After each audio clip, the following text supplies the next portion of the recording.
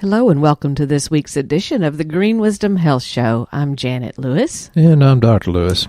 And today we are going to excite you with a show about gluten called You Can't Outrun Your Fork. Dr. Lewis came up with that catchy title. I think he stole it perhaps from someone else, but we liked it. So thanks, Tara. That's right. But so we're going to talk to you about foods that might cause you to want more of the same, and some very exciting testing information that we have been waiting a very long time for, where it would be convenient for you and great reports and ways for you to determine gluten or wheat sensitivity. So today, Dr. Lewis, would you explain to us about gluten and why it's such a big problem, and why would someone be intolerant to it, and what does it cause? What's the big deal with gluten? Everything's gluten free, so big deal, right? I think it is a big deal. Some of the research says it's 1 out of 100 or 2 out of 100 that has gluten intolerance or celiac disease. If you have that kind of GI issues, go see your GI doctor, see your internist, get the test made. Although we're going to tell you about a test that you can do with us that I've found to be, oh my God, blow you into a new reality of knowledge and understanding. Again, I'm going to go down a bunch of rabbit trails. When I read this thing, and Tara was, and everybody should follow Tara. She's a really good health coach, and she writes some pretty intelligent newsletters, just like Brandy does for Janet and me. I think anyone that puts beans in their chili is kind of a heathen and might not love the Lord, but it's not just about beans. Beans can have issues too, but mostly we're going to talk about grain. Grain is not good, and some of the myths, because I really think Janet's going to get into more detail than me, and I hear this all the time, but I'm eating whole wheat bread because I'm getting my whole grains. Well, usually whole wheat bread usually doesn't contain very much of the whole grain, because the number one ingredient is usually called wheat flour. Then people say, but I love my oatmeal. It's like, well, I eat 2 or 3 bowls of oatmeal per year, and they think it's the most nutritious thing you can eat for breakfast. I personally think that's very, very not true, and I think it's better than a breakfast, of sugary cereal. But oatmeal has a pretty high glycemic load, and so I don't think that's a good thing, because it generally means when you have the high glycemic stuff, it usually means that you're going to spend the rest of the day overeating because you're hungry because of the glycemic index. Well, I think we need to back up a little bit here and tell people why we got so involved with gluten. Before we told people don't eat gluten, it's not good, but at the same time, we didn't have a personal experience with it or where we could relate to, oh my goodness, that's what's causing it. It's many of you have been listening to us for years. Thank you so much. Or someone that's new, the personal history there with why we found this out is because Dr. Lewis was experiencing severe stomach pains to the point he thought he was going to die. I mean, I was giving literally. I was giving him everything that I knew to give him, and we know all about nutrition. For those of you that don't like me, Janet's the one that kept me alive, so nah. And happy. But I would give him so many things, and it was like nothing was making it right, and it got so bad he tried to take out extra life insurance because he was sure he wasn't going to make it. And you know how God works. He sends people along your path when it's just your bleakest, darkest hour, and shows you something you would not have listened to previously. And in comes a representative, or actually we had one of our vitamin representatives tell us about this company called Vibrant Labs. And they did a lot of blood work with just a little bit of blood. And we were very excited about it because we thought, well, we don't really know what we need to have run. We got a pretty good deal going with our lab companies now. You guys get great pricing on the labs. I don't know how this is going to help us. And she said, but they'll do a gluten test on you and wheat sensitivity and food sensitivity testing. And maybe Dr. Lewis can find out what's wrong. So when we did the testing at that time, it was a blood draw. and it had to be a person that came to your office or they came to your house and they drew the blood and then it was sent off, which we did. And Dr. Lewis came back that he was not only gluten intolerant, but he was borderline celiac disease, which is what that turns into if it's uncontrolled. So, telling someone to quit eating gluten and then seeing it on a report where it's glaring at you, telling you this is the result of you eating gluten, is two different things, which made us want to start offering this test. So Dr. Lewis stopped gluten.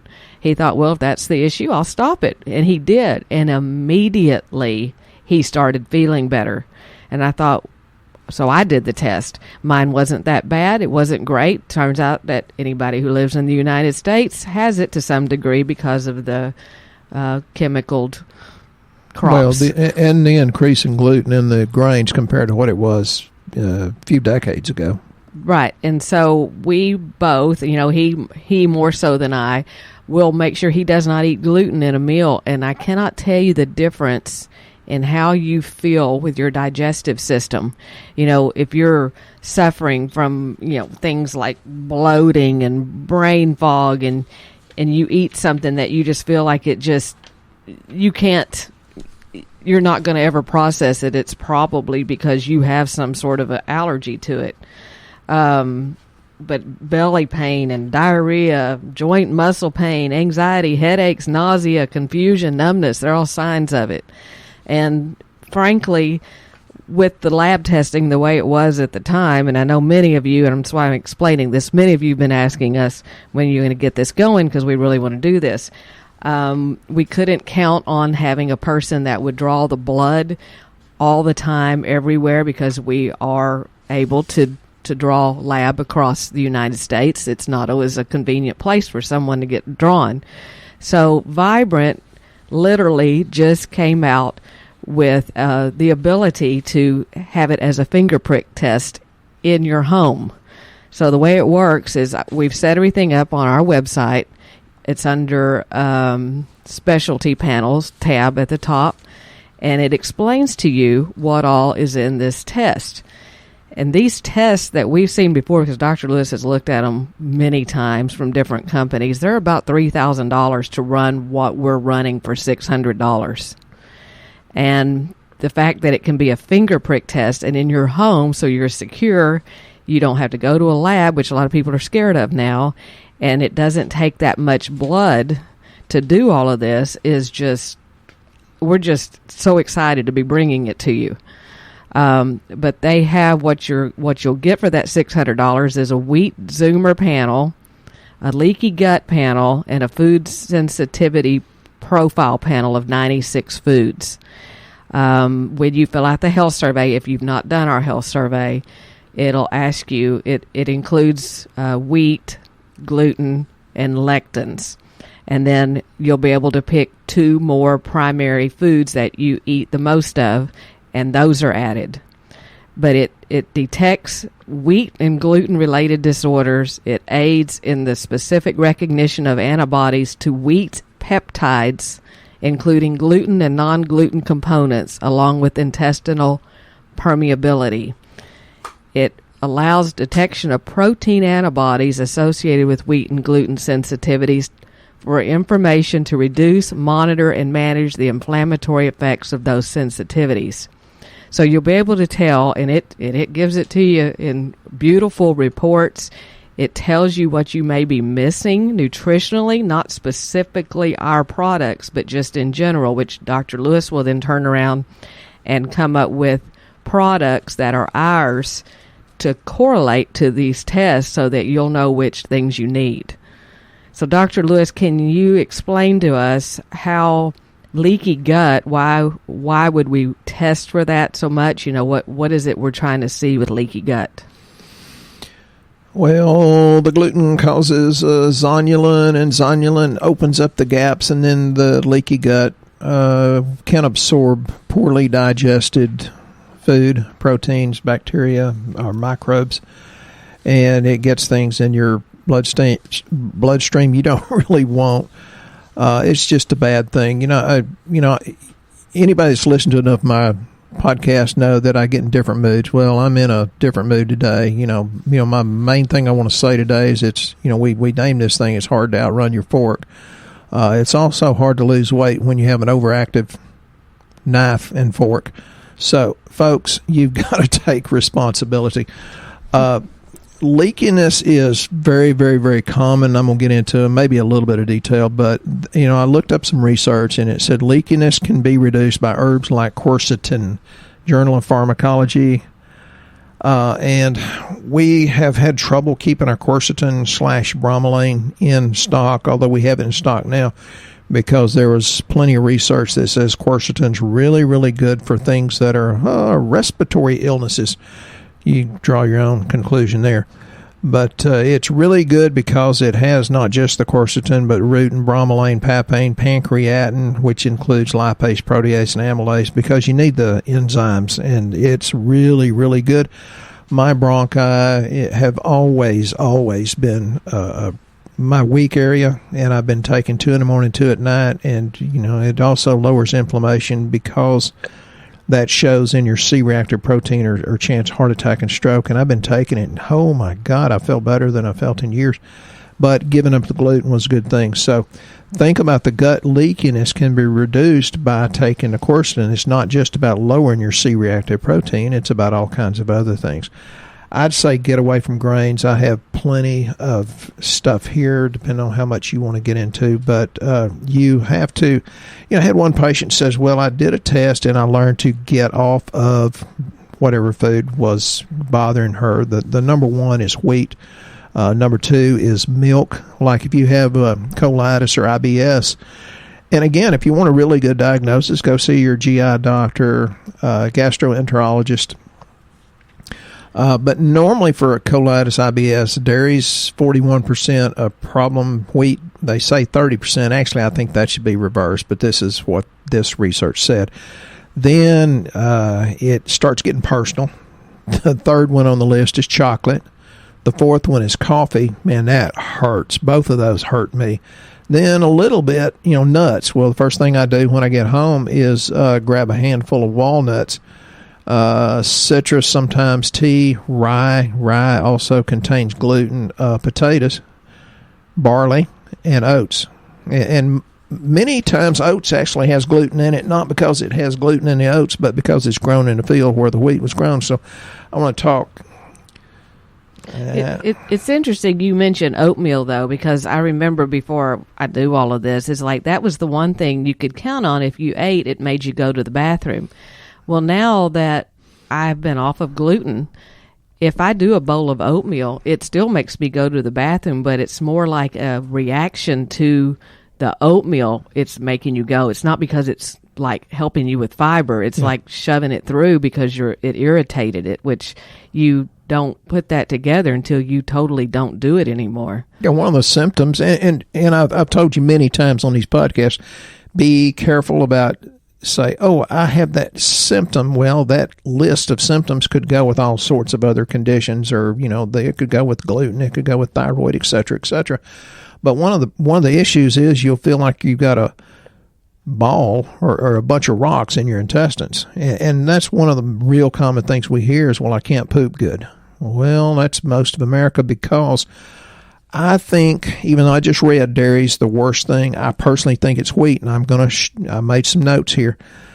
There was some really good, well-done research that says during World War II, there was a bread shortage, and in Finland, Norway, Sweden, Canada, and the United States, there was fewer hospitalizations for schizophrenia when the food shortages made the bread unavailable, only to require an increased number of hospitalizations when wheat consumption resumed after the war was over. Now think about all these people that are irritated, agitated, bat poop crazy, because wheat, actually there's some good research. This one comes from Psychiatry and Journal of Science, says wheat can cause schizophrenia through gut irritation. I've said that one before. Wheat produces something called exorphins, which is like Valium. Journal of Orthomolecular Medicine. So people say, but I crave that stuff. Yeah, well, it's the yeast that you've been feeding, and we've talked about yeast and brain fog. So when Janet says brain fog, unclear thinking, is it the gluten? Is it the wheat? Is it the yeast that you've been growing? Doesn't matter. You just have to break the cycle. I think the worst thing you can put in your mouth, besides arsenic and cyanide, may be, I think, wheat. It's a terrible thing. Which this, because of the testing the way this is, with just a finger prick, they're actually getting little blood droplets, and it's not, you're thinking, oh my God, they're going to have to take a whole bunch of blood droplets out. It's a smear. There's a information sheet in the kit when it comes to you on how to do it. I watched the video on it. They have really got it down to a fine art, all the way from alcohol preps, cleaning off the outside of the package when you mail it back. The whole thing is very detailed, so you won't be able to mess it up. They have everything in there you need, and it's going to be great for children because you don't have to take a lot of blood. I mean, what kid likes going to have their blood drawn to have lab? That's been one of our hardest things to get done, and then they have to take so much to see a lot of this. It's the kids traumatized with this. What Dr. Lewis is saying, it's a lot of the reasons why the kids are just jumping off the walls out of control. And so then you'll know what's causing it when you do this specific testing. That's funny. Janet and I have a different set of notes, so we just kind of see if we can dance. I can't dance real well, but we seem to, and literally with a different set of notes. I don't know what she has, and she doesn't know what I have.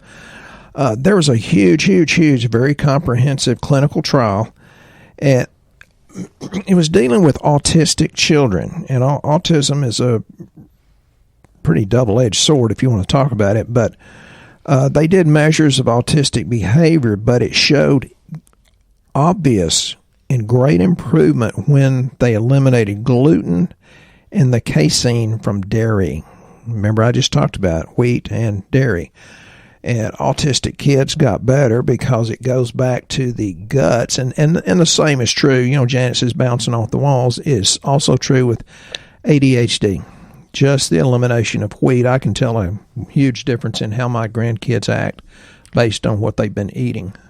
And another interesting fact about gluten sensitivity is it causes low vitamin D levels. And there's also massive amount of research about autistic kids. Their mothers had lower vitamin D levels. That was one of the things that was very common. And autistic kids have lower vitamin D than other kids, and the other kids don't have high enough vitamin D. And that's one of the things they're finding with the people that are all getting this COVID is that they've got low vitamin D levels for the most part. So what does it tell you? Right. Vitamin D, super duper, oh my God, important. And, one of the things, I'm in my smart aleck mood, but, in the past few weeks, 3 months, if anything, it should have taught us that stupidity spreads faster than a virus. Sorry. Right. So I'm just saying, I just think it's very interesting that with vitamin D levels, so many people tell us, well, I'm taking vitamin D and it's hardly moving. Well, part of it is the brand you're taking. The other part is sometimes we have to really up the amount of vitamin D we give someone, which we've always found kind of odd that they have to take that much D just to bring it up some. And now they're associating this wheat gluten sensitivity with lowering it. With impaired nutrient absorption. And I cannot tell you how many wonderful people that have an educated ear that goes way beyond their intelligence.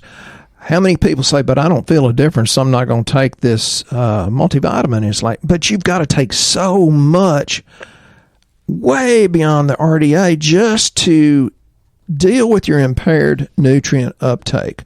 Please, please, please, if you don't feel a difference, take it anyway. Please, you'll be healthier if you do it long term. And I want to talk about, we've got so many people all over the country that's doing this long term and doing it consistently, Gary and Amarillo. But we got an email and a picture yesterday from a guy in Lake Orion, Michigan. I love this guy. He don't talk to me much. Rob, call me.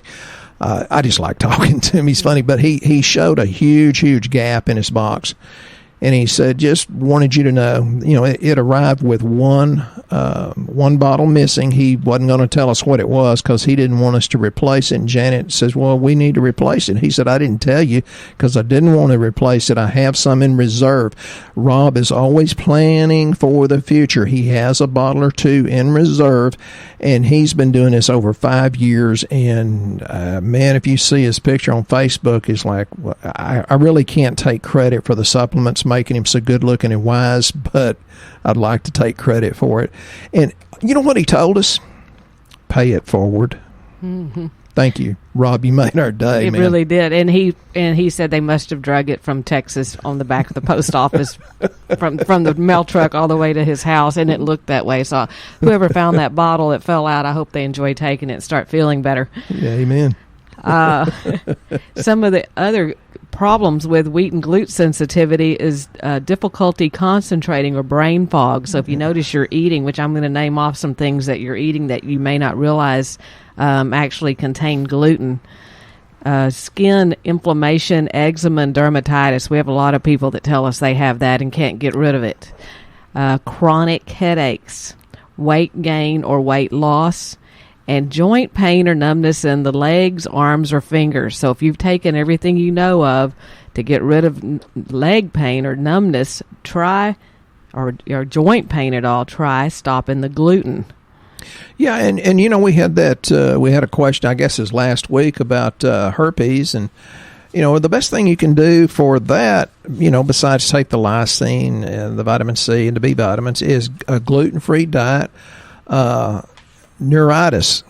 Neuralgia, gluten-free diet. It's very, very, very important. It's important in psoriasis and eczema also, but on psoriasis and eczema, you have to consider it may be nightshades also. Urinary tract infections, interstitial cystitis, incontinence. It's the worst is dairy, wheat, eggs, corn, chicken, and alcohol. Dadgummit, they keep saying that. And here's some things you may not think have gluten, but they actually do, which is processed broth and bouillon cubes, fried foods because of the coating on the outside, candies, lunch meats and hot dogs, cold cuts, which I can't believe anybody eats that anyway, but okay. Hey, I like fried bologna. Yeah. That's a southern thing, honey. Dumplings. Hey, you're a dumpling. Crab cakes, imitation fish, seasoned rice, salad dressings. And you might get gluten from seasoned rice, but we're eating a lot more rice because we're trying not to do gluten, and then rice is more full of arsenic. Wow. You have to take the active multi-minerals in order to offset and push out the heavy metals that are toxic. I know I interrupted her, but I mean there are good alternatives because Cricket up in Illinois, I'm sorry you're in Illinois, honey, but I love you and your husband. Y'all are awesome people. She put a recipe for coconut flour lemon pound cake. If you've got to eat those sweets, Brian, down in Florida, I'm going to come down and take you to dinner. You can do it with coconut flour. And I made cookies with grandkids 2 or 3 weeks ago with, I don't know what kind of flour it was, but it was gluten-free. Actually, one of the food sensitivity 96 foods, one of the foods they test is brown rice. So if you're eating brown rice, it'll show up on there too. To see if you have an allergy or no, a sensitivity to it, not an allergy. Seasoned chips and other seasoned snack foods. And poor Dr. Lewis, he would love to have a chip other than just a potato chip. And he says, I want the one with the ranch dressing on it. And I said, okay, let's read the ingredients on the back. And it's not even... There's nothing on it that's natural. Ingredients. Yeah, I'm like, no, we're back to just the plain ones because that's going to make your stomach hurt. And so we got the ones that had some sort of oil and salt. But, if you have to read the ingredients, you shouldn't be eating it because listen to these ingredients. Enriched bleach wheat flour, corn syrup, sugar, high fructose corn syrup. So you got sugar, and sugar. They just had to break it up to make you think you're not eating too much sugar. Hydrogenated vegetable oil and animal shortening, soybean, cottonseed oil, canola oil. All of those are nasty for you. Soy protein isolate, polysorbate 60, soy lecithin, cornstarch cellulose gum, natural and artificial flavors, sorbic acid, yellow number 5, and red number 40. And that's just about a third of the ingredients in, drum roll please, Twinkies. Wow. That's just sad. I mean, and fortunately, there are products that you can take if you've had gluten or you suspect you've eaten something that had gluten in it and you've got such a sensitivity. One of them we have is called Serenade. It's something you take that helps you break down the gluten to some degree. Again, we're telling you you're better off just not having it, but if you accidentally had a meal and it had it in there, or you just wanted to reduce the effects of it, you could take Serenade.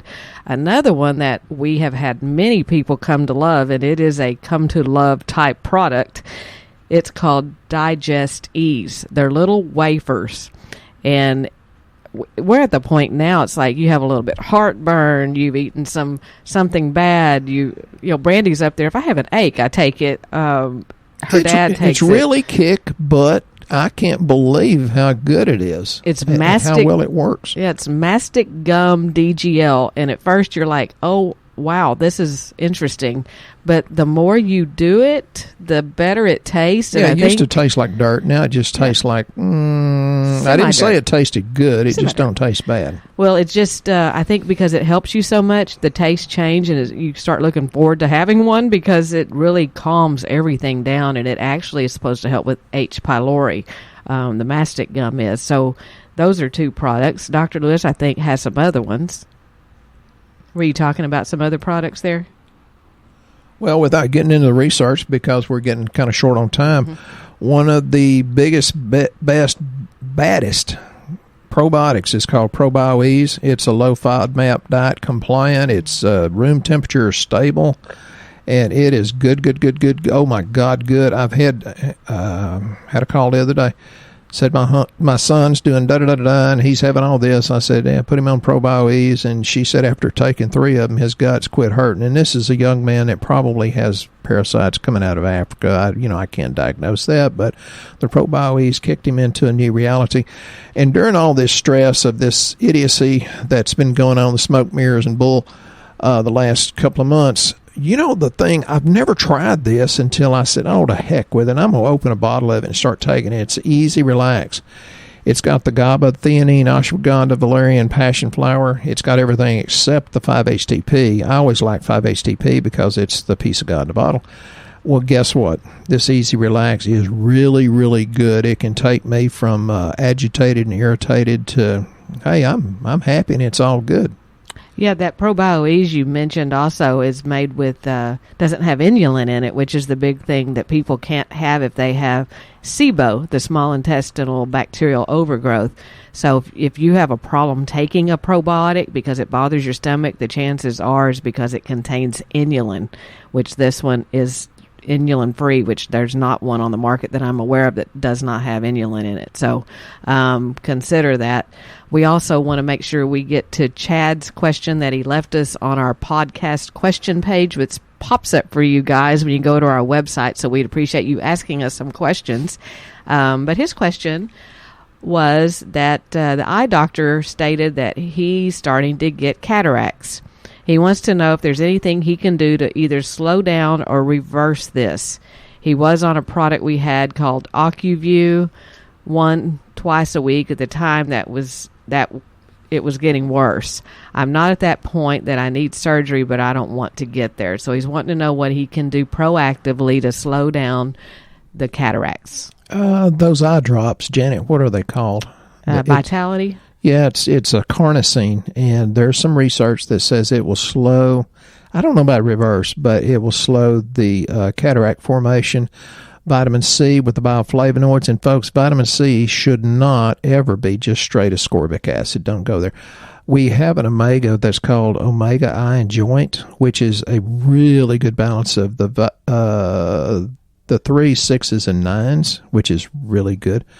And then we have something, what's it called now? Eye Essentials. Oh, eye essentials, yes. I do eye essentials. I do the liposomal vitamin C. It's the liquid because it's supposed to be better for eye health. The problem is it's been on back order because everybody and their dog has bought it for COVID. It is coming back in stock. I just had a note today saying that they are about to send it back out to us again, so keep an eye out for that. But like Dr. Lewis said, I think the eye drops, they actually help. I use them as re-wetting drops as well. Yeah. They work better than any re-wetting drops. So, Chad, we can't make any claims about supplements, but if you put it in, God knows what to do with it. And my eye doctor says, "Oh, Dr. Lewis, you've got cataracts." I said, "How big are they?" He said, "They're babies." He says, "But at your age, you should have this." And I said, "Yeah, I like more light in the room. I use the flashlight more than I used to. But no, I don't have all the other symptoms of it. So yes, I've got cataracts, but they're babies." Where I see on Facebook many of the people I graduated high school with are getting their cataract surgery, and I'm many, many years away from the surgery, it looks like. So yes, long term is the key. And I'm sorry, Chad, I don't really remember how old you are, but I think you're young compared to me. So I would take those and be consistent with it. And, I'm bad about just saying, throw it in, ask God to sort it out, because there's always something that your body's going to use that you don't necessarily feel, but you're doing the right thing. Good. And it seems that our show has come to an end again. And I think Dr. Lewis may have a little bit of commentary he'd like to add. Well, we've gone through these stressful times. That's why I opened up the Easy Relax and found out how good it worked. But I would say stay away from negative people. They have a problem for every solution. And sometimes you have to think that some of these people are just going to nasty themselves right out of existence. You can only hope for some of these people to nasty themselves. So think about that for a minute. And have a good day. I mean, it is a choice. You can be happy or you can be something else. And with that, our show has come to an end. We appreciate you listening. Go to our website, greenwisdomhealth.com, fill out the health survey, get started. I'm excited about those tests. Order those tests to find out if you're gluten intolerant.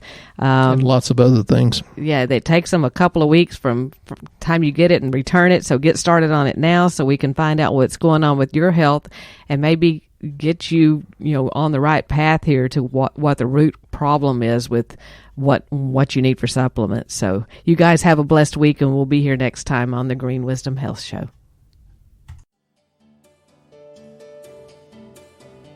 Once again, our show has come to an end, but your hope in your health is only beginning.